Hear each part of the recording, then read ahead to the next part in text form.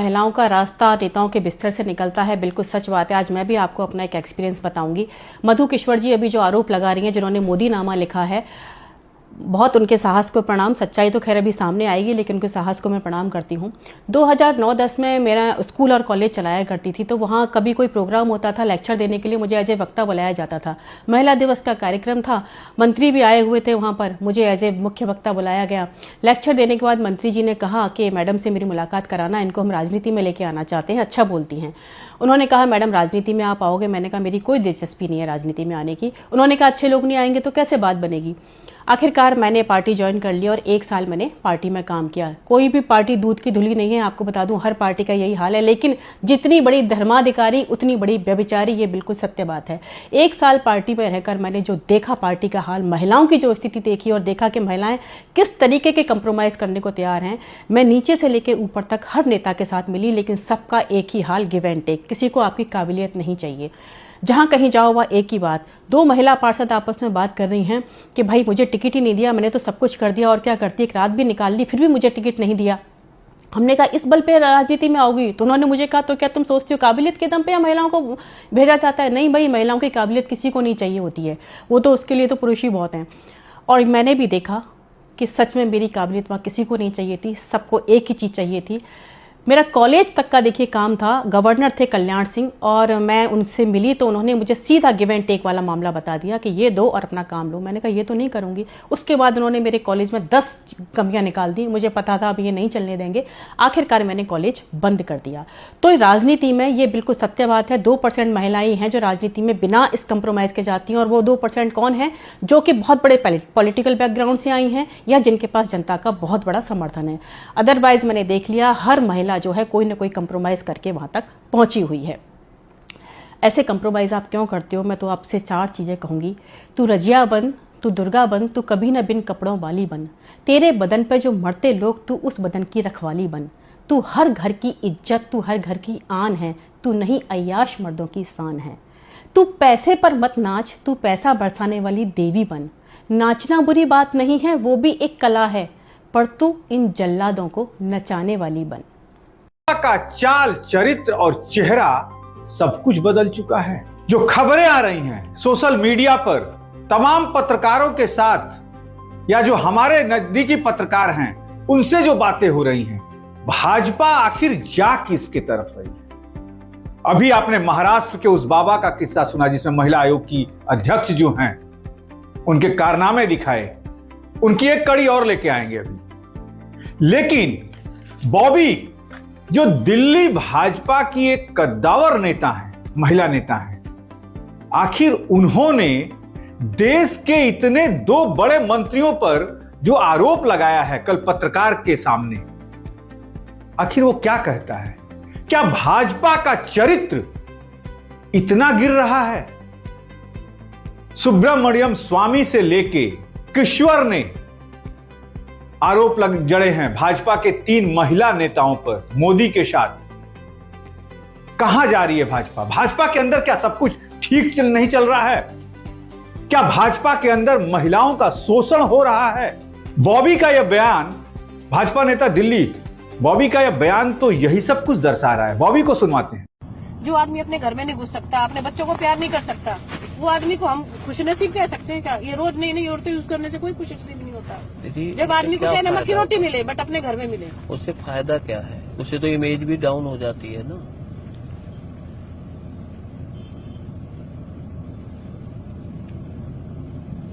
आपकी बात मैंने बिल्कुल 100% मान ली। आज के बाद में मेरे साथ ये कहीं नहीं मिलेगा। आपके साथ मिलने की बात नहीं भैया, आपको हेल्प भी करनी पड़ेगी मेरे साथ। बताइए। ये देखो, इनको आप जानते हो, बीजेपी के मिनिस्टर हैं। बहुत अच्छे से इनको मैं ऐसे उंगली करके डांट रही हूँ। इनको मैंने काम सो पता इन्होंने नहीं किया। दोनों हाथ जोड़े, सबसे नालायक आदमी, दोनों हाथ जोड़ के खड़ा है और इसका पेशाब निकल जाता। अगर मैं इसको 2 मिनट और डांट देती तो ये मेरी ही फोटो है और मैं इसको उंगली करके डरा रही हूँ। इतनी चलती है आपकी इस बहन की। मैं जिसको कहूँ ना उसको नंगा कर सकती हूँ। बहुत नालायक आदमी। विजय गोयल के पर्सनल मैसेज है मेरे पास। उसने मुझे you are hot bomb, sexy bomb, ये मैसेज कर दिया दारू पी के रात को अपने पर्सनल नंबर से। आज उसको कोई भी फाइल पास करानी हो ना तो वो डरता है। उसको एक बार ये बोल दो बॉबी की फाइल है, उसको ये पता है मीडिया में दे देगी। बट मेरे को अमित शाह जी थे, नितिन गडकरी जी थे, मोहन भागवत जी थे, उन्होंने कहा बेटे आप क्या चाहते हो? मेरे को ये गुस्सा था। मैंने कहा किसी मेहनती लड़की को तो छोड़ दो आप लोग। हम अपने पर्सनल रिलेशन से किसी से भी दोस्ती करें, इसकी क्या हिम्मत औकात इसकी कि ये मुझे और बनिया की लड़कियों की तरह समझे। मेरे को इतने गंदे मैसेज करने की जरूरत क्या, और रीड करके दूसरे को भी दिखा रहा है कि बॉबी को मैंने मैसेज भेजे हुए। क्या हमारी सेल्फ रिस्पेक्ट नहीं है? तो उस टाइम प्रदेश अध्यक्ष थे, उसी टाइम हटा दिया था इसको प्रदेश अध्यक्ष की पोस्ट से। मेरे को बोला कि आप मीडिया में आकर, मैं इतनी गंदी नहीं हूँ, हम बहन भाइयों को भी परिवार में झगड़ा होता है कि हम उसको बाहर थोड़ी हाईलाइटेड करते हैं। मैं जिंदगी भर कभी मीडिया में नहीं दूंगी मैसेज। 3-3 करोड़ की आज भी ऑफर आई हुई कांग्रेस की तरफ से कि वो मैसेज दे दो बस। बट मुझे पता है मैं इस परिवार का हिस्सा, अच्छा इंसान। नितिन गडकरी जी है, नितिन गडकरी मेरी एक लड़की थी मेरे साथ एक अटैच, ये उसको बुलाते थे अपने पास। आप तो सारी बातें जानते हो। ये कभी जिंदगी में मेरे काम को मना नहीं करते। कहते हैं मैंने शेर देखी है, एक ही शेर नहीं देखी है, वो है बॉबी। मैं दीदी मैं इनको हड़का के काम लेती थी भैया सबसे। आपको बताऊं, जितने भी ये सब लोग, सुना आपने किस तरीके से विजय गोयल नितिन गडकरी पर बयान दिया है कि नितिन गडकरी किसे बुलाते थे। सुना होगा आपने बयान में विजय गोयल के कारनामे को उजागर कर दिया है। और ये जो नाम उसने बताया है, नितिन गडकरी देश के प्रधानमंत्री के रेस में शामिल, विजय गोयल दिल्ली के मुख्यमंत्री के रेस में शामिल, और इतने बड़े कद्दावर नेताओं के ऊपर ये आरोप लग रहे हैं। और नागपुर से लेके दिल्ली का जो राष्ट्रीय भाजपा के बड़े नेता, दिग्गज नेता जो हैं, वो खामोश बैठे हैं। क्यों नहीं जनता के सामने, क्यों नहीं जनता के सामने आके कहते हैं कि ये बेकार की बातें हैं, या जिसके ऊपर आरोप लगा है वो क्यों सामने नहीं आ रहा है। कल शाम का ये बयान है बॉबी का, जिसने पत्रकार को सीधा कहा है, बयान दिया है। कहा जाता है भोजपुरी में भी एक कहावत हो, 10 बरिस हो गए भाजपा के 11 साल, 14 से 26, और 10 साल के बाद दशा बदल जाती है, राहु केतु सब छाने लगते हैं फिर से। और शायद क्या पीएम नरेंद्र मोदी के बाद भाजपा जो है फिर से अपने उसी ढलान पर आ जाएगी। इस पर भी नजर रहेगी, क्योंकि ये जो कारनामे निकल के आ रहे हैं भाजपा के, कोई अच्छे घराने की महिला राजनीति में आना नहीं चाहेगी। नमस्कार। दोनों हाथ जोड़ के खड़ा है और इसका पेशाब निकल जाता। अगर मैं इसको 2 मिनट और डांट देती तो ये मेरी ही फोटो है। और मैं इसको लोगों को एक ऑडियो सीडी, एक सीडी में इस विधानसभा में ऑन रिकॉर्ड रखना चाहता हूं। और ये सीडी अमित शाह की है। अमित शाह की पुलिस अधिकारियों के साथ बातचीत की है।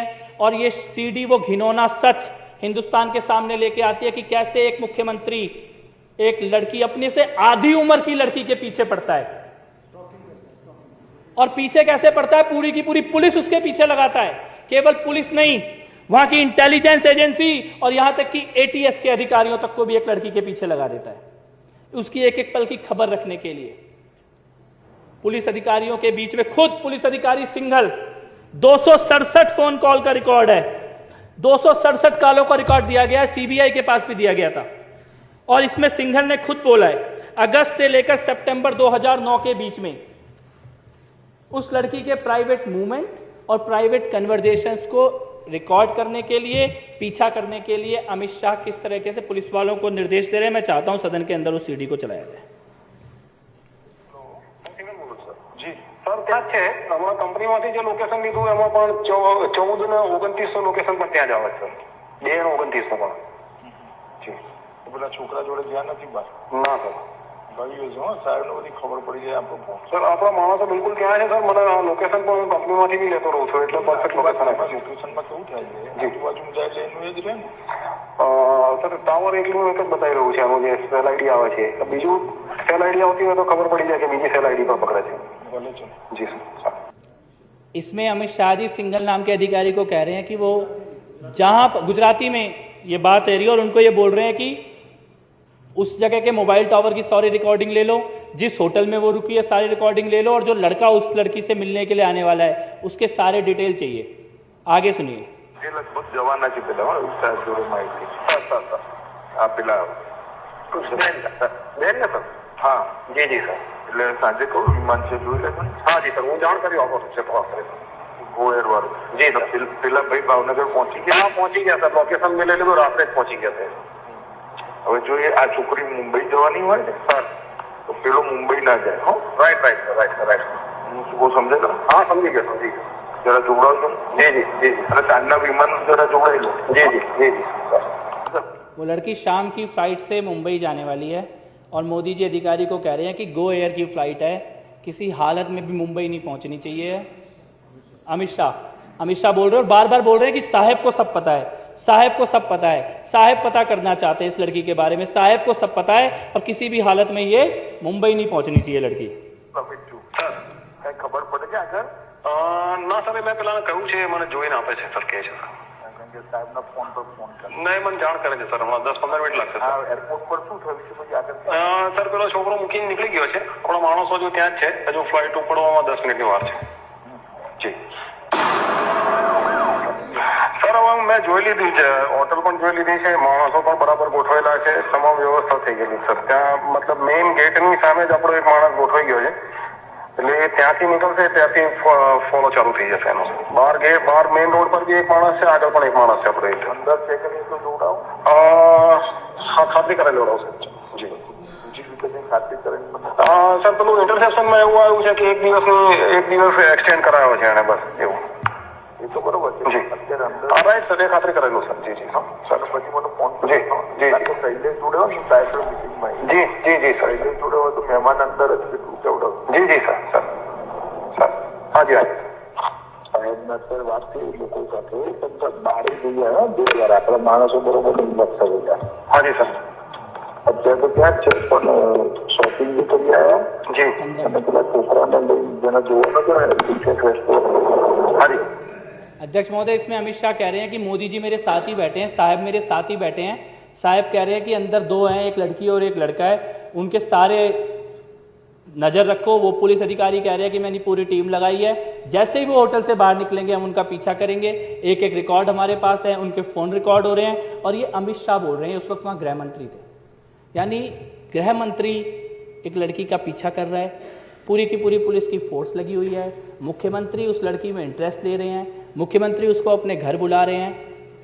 घर पीछे वाले दरवाजे से आनी चाहिए, फ़ोन स्विच ऑफ रहना चाहिए, डॉक्टर भी ना आ जाए गलती से उस लड़की के साथ कुछ हो जाए. साउथ अफ्रीका में जाके भी चैन नहीं पड़ रहा, वहाँ से और आज नहीं मालूम ये लड़की कहाँ है, आज नहीं मालूम इसका परिवार कहाँ है. और मैं ये कहता हूँ ये तो शायद एक मामला है जो सामने आ गया. अगर कोई व्यक्ति मुख्यमंत्री की कुर्सी पे बैठने के बाद अपने गृह मंत्री, पुलिस अधिकारी, इंटेलिजेंस के अधिकारी और ATS के अधिकारियों को एक लड़की के पीछे लगा सकता है तो वो कुछ भी कर सकता है, फिर उसका कोई चरित्र नहीं है. आज भाजपा वाले बहुत जोर जोर से पूछ रहे थे, संदीप कुमार का मुद्दा उठा रहे हैं, इंटरनेट पे राशन कार्ड. मैं कहता हूँ राशन कार्ड छोड़ो, तुम ये बताओ जशोदा बहन का पासपोर्ट कब बनेगा? कौन से चरित्र की बात कर रही है भारतीय जनता पार्टी? जब एप्स्टीन फाइल में भारत के लोगों के नाम आने लगे तो बड़ा दुखी हुआ. मुझे लगा था कि वी आर नॉट लाइक, जैसे कैनिबलिज्म है वहाँ पे कैनिबल बच्चों को खा रहे हैं, छोटे बच्चे 3-3 साल की बच्चियों को के साथ सेक्स कर रहे हैं. तो मुझे बड़ा आश्चर्य हुआ जब भारत के लोगों के नाम आने चाहिए कि इनके नाम आने की जरूरत क्या थी. देखो ये एक बीमारी है, कुछ भी कहें इस बीमारी है तो जाते हैं. अब मैं 3-4 नाम महिला के दे सकते हैं जो MP बने हैं, वो जाकर सोना पड़ा उनको, उनके साथ, मोदी के साथ. एक मिनिस्टर बने सोकर, नहीं तो नहीं सोए तो नहीं होंगे ना. शिष्टाचार में सही बात है. एप्स्टीन तो वहाँ ये जैसे GB रोड में चलती है वैसे वो चला रहा था, लोग जा रहे थे वहाँ. कौन कौन इंडिया से जानते थे बड़ी लिस्ट है, बट उसको अभी छोड़ दें. पहले बड़ा आदमी को पकड़ो.